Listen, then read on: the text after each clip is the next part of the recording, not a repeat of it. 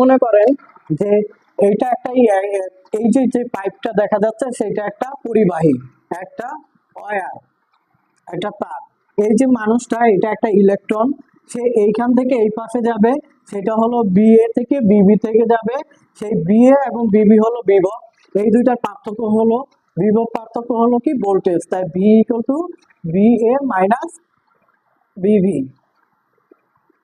অর্থাৎ BA B. এই মানুষটা কি হবে, এইখান থেকে এই পাশে যাবে, তো এইখান থেকে এই পাশে যাওয়ার যে ধাক্কাটা সেটা হলো কি ভোল্টেজ, অর্থাৎ সে যে হেঁটে যে যাওয়ার যে বল শক্তিটা প্রয়োগ করতেছে সেটা হলো ভোল্টেজ। এবং এই এই লোকটা যখন এদিকে আসে,